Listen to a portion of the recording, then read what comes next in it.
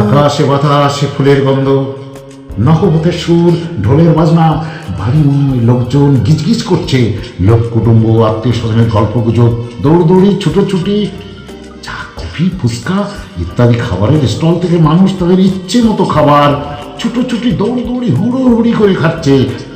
এরই মাঝে হঠাৎ শোনা গেল, বর এসেছে, বর এসেছে, বর এসেছে।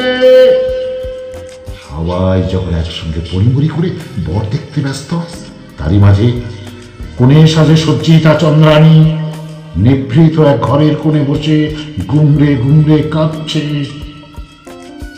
কারণ তার দাদা তার পছন্দের মানুষ, তার মনের মানুষ রাজকুমারকে বাদ দিয়ে তার বিয়ে দিচ্ছে অন্য এক অপরিচিতের সঙ্গে। তাই সবাই যখন বর দেখতে ব্যস্ত, তখন চন্দ্রাণী সবার অলক্ষ্যে সবার চোখকে ফাঁকি দিয়ে দৌড়ে পালিয়ে আসে তার মনের মানুষ, তার পছন্দের মানুষ রাজকুমারের কাছে। আর রাজকুমারও ভরা অমাবস্যায় ভরা ভারাক্রান্ত হৃদয়ের মাঝে হঠাৎ করে পূর্ণিমার চাঁদ পাওয়ার মতো চন্দ্রাণীকে পেয়ে তাকে নিয়ে পাড়ি দেয় দূর দেশে। প্রতিমধ্যে বিভিন্ন গুন্ডা বদমাইশদের পাল্লায় পড়ে তাদের জীবনে নেমে আসে অন্ধকার, তাদের জীবন হয়ে ওঠে দুর্বিষহ। তারা দুজন ছিটকে পড়ে পৃথিবীর দুই প্রান্তে। দীর্ঘ সময় অতিবাহিত হওয়ার পরে আবার দুজনের দেখা হয়, সাক্ষাৎ হয়, কথা হয়, কিন্তু কিন্তু তখনও তারা বিভিন্ন কারণে বিভিন্ন কুচক্রীর চক্রান্তে তারা কাছে আসতে পারেনি, মিলতে পারেনি। আজ আজ আবার তাদের মিলনের শুভ মুহূর্ত সমাগত প্রায়। দেখা যাক কি হয়। তাই তো বলি, ভালোবাসা হয় যদি স্বার্থহীন, হয় যদি নিষ্পাপ, সেই ভালোবাসা দমিয়ে রাখতে পারে না কোনো হৃদয়হীন পাষণ্ড, কোনো পিশাচ। তো শুনুন শ্রুতি নাটক বিয়ের রাতে বউ পালালো পার্ট 6। আর আপনাদের কাছে আমার সুনির্বন্ধ অনুরোধ, দয়া করে লাইক, কমেন্ট, শেয়ার করে চ্যানেলটিকে সাবস্ক্রাইব করে দেবেন। ধন্যবাদ। তো শুনুন শ্রুতি নাটক বিয়ের রাতে বউ পালালো।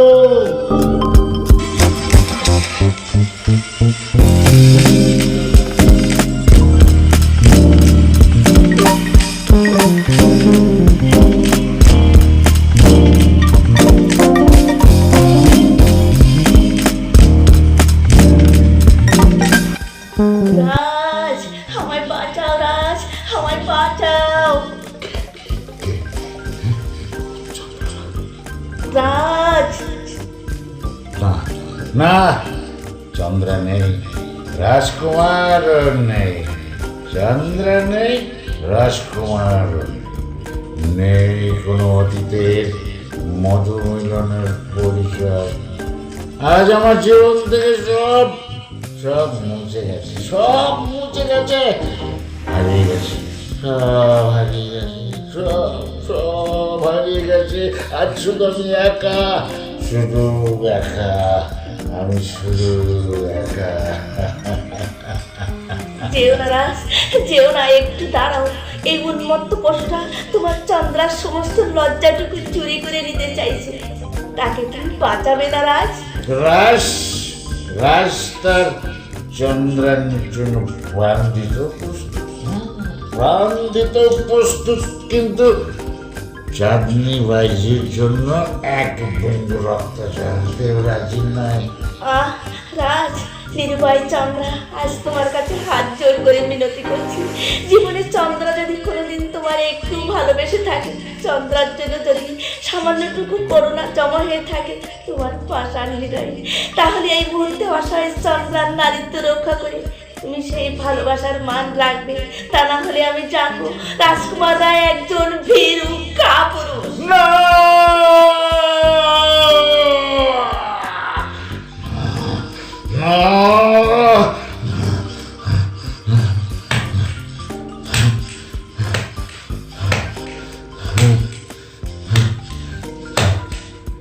শেরের মুখ থেকে শিকার ছিনে নেওয়ার সাহস শিয়ালের নেই, কিন্তু মানুষের আছে কিনা তা নিজের চোখে দেখলে জানোয়ার।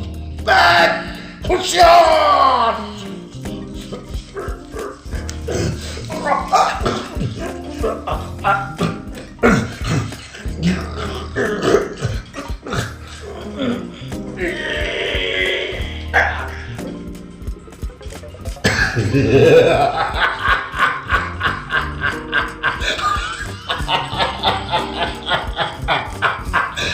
কি হলো শের?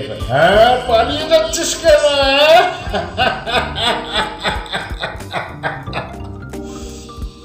আমার জন্য তোমাকে হয়তো অনেক কষ্ট করতে হলো বাবুজি, পারলে তুমি আমায় ক্ষমা করে দিও। চন্দ্রা, না না বাবুজি, না।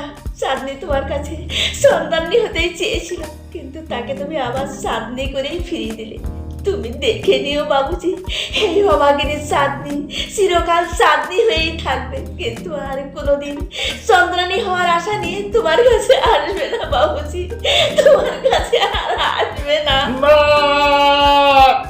না না, যেও না চন্দ্রা, যেও না, তুমি চলে যেও না। আমায় ভিখারি সাজিয়ে তুমি চলে যেও না। এবার তুমি আমার কাছে ফিরে এসো চন্দ্রা।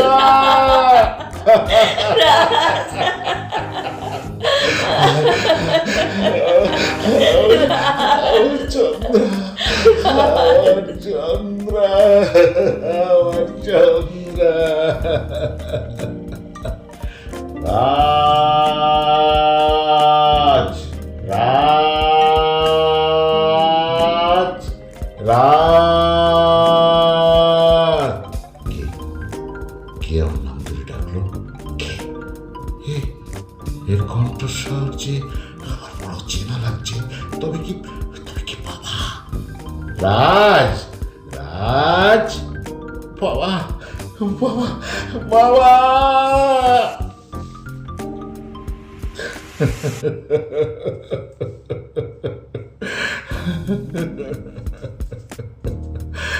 এতদিন তোরা কোথায় ছিলি রে বাবা?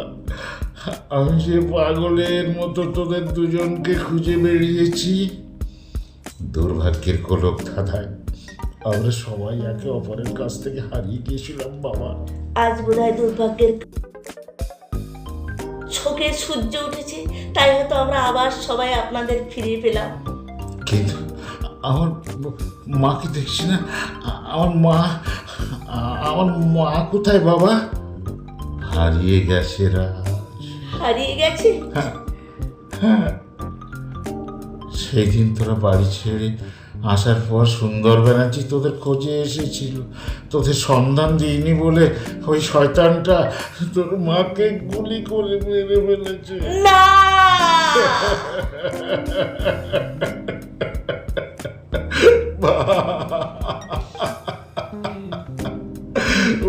গো,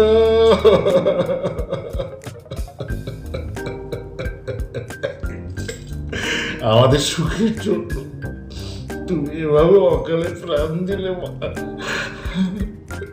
তোমার মৃত্যুর মূল্য আমি দেবো মা।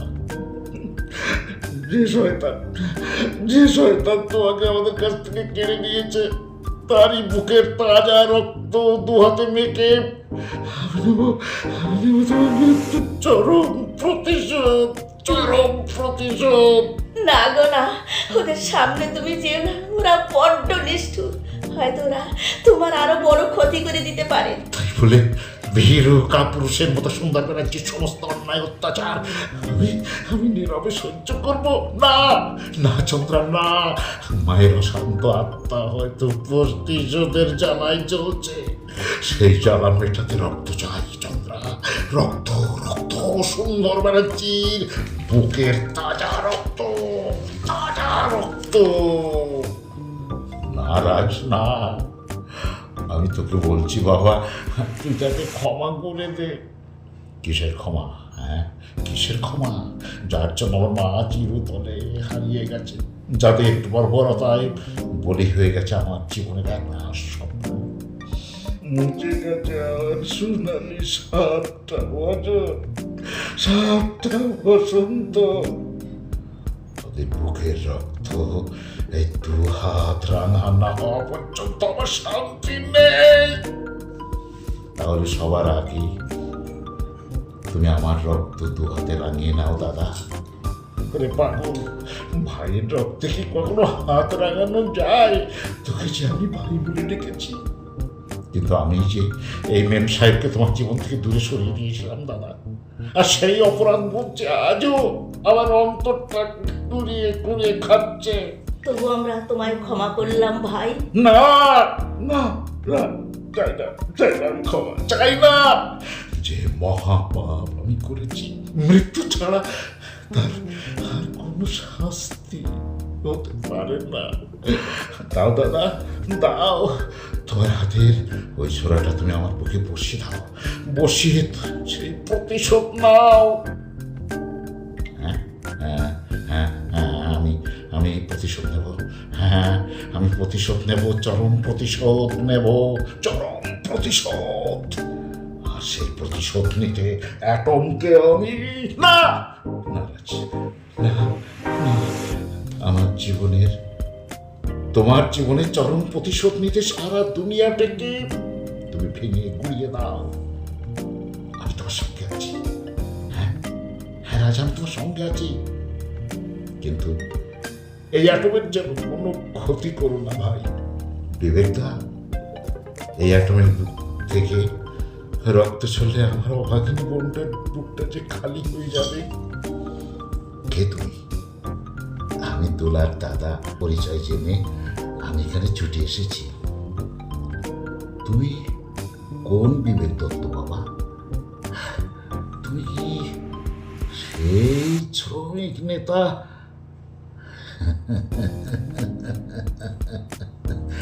নিজের প্রিয় ছাত্র সেই বিবেককে আপনি চিনতে পারলেন না মাস্টার মশাই? থাক থাক থাক থাক বাবা, থাক থাক থাক। কি চেহারা হয়েছে তোমার! শয়তান সুন্দর ব্যানার্জির স্বেচ্ছাচারের আগুনে জ্বলে পুড়ে আমার চেহারা আর পরিচয় দুটোই আজ পাল্টে গেছে মাস্টার মশাই। আপনার রাজ যেমন সুন্দর ব্যানার্জির অত্যাচারের আগুনে জ্বলছে, তেমনি আমিও ওই একই জ্বালা বুকে বয়ে নিয়ে বেড়াচ্ছি। সুন্দর ব্যানার্জির বুকের রক্ত 2 হাতে না মাখলে সে জ্বালা মিটবে না। তবে আসুন বিবেকদা, আসুন। শয়তান সুন্দর ব্যানার্জি আমার মায়ের বুক থেকে যে রক্ত ঝরিয়েছে, আমার বাবার জীবনে সৃষ্টি করেছে যে হাহাকার, তার চরম প্রতিশোধ নিতে সুন্দর ব্যানার্জিকে আমি। ওগো না, তুমি আমার কথা শোনো, ওই রক্তের উন্মোদনায় আর তুমি মেতো না। কিন্তু চন্দ্রা, আমার প্রতিশোধ নয় আজ আর কোনো প্রতিশোধ নয়, হয়তো মনুষ্যত্বের পরিচয়। মানুষকে ক্ষমা করা যায় মাস্টার মশাই, কিন্তু সুন্দর ব্যানার্জি তো একটা জানোয়ার। ভালোবাসায় জানারও তো বশ হয় বিবেকদা, আর তার জলজান্ত প্রমাণ তো আমি। তোর মধ্যে যে মনুষ্যত্ব আছে সুন্দর ব্যানার্জির মধ্যে তার বিন্দু মাত্র নেই। তবু আমি বলছি, হ্যাঁ বাবা, বাবা, তোদের শত্রুদের তোরা ক্ষমা করে দে বাবা। বাবা! মাস্টার মশাই, বহু প্রতীক্ষার পর আজ আমরা একে অপরকে ফিরে পেয়েছি। তাই তো আমার হারাবার বড় ভয় হয় বাবা। বেশ বেশ, তবে তাই হবে বাবা, তাই হবে। তোমাদের সবার কথা মেনে নিয়ে আমরা আমাদের শত্রুদের ক্ষমা করলাম। আর আমি বেশি দেরি করতে চাই না, না না না না, একদম। আর আমি আর দেরি করতে চাই না। আজই গোধূলি লগ্নে আমার রাজ আর চন্দ্রমার 4 হাত এক করে আমি একটু স্বস্তির নিঃশ্বাস ফেলবো। আজই? শুধু রাজ আর চন্দ্রার 4 হাত এক করলেই হবে না মাস্টার মশাই, সেই সঙ্গে অ্যাটমের সঙ্গে আমার বোন দোলার 4 হাত এক করবার দায়িত্ব যে আপনাকে নিতে হবে। হ্যাঁ হ্যাঁ, নিশ্চয়ই নেব বাবা, নিশ্চয়ই নেব।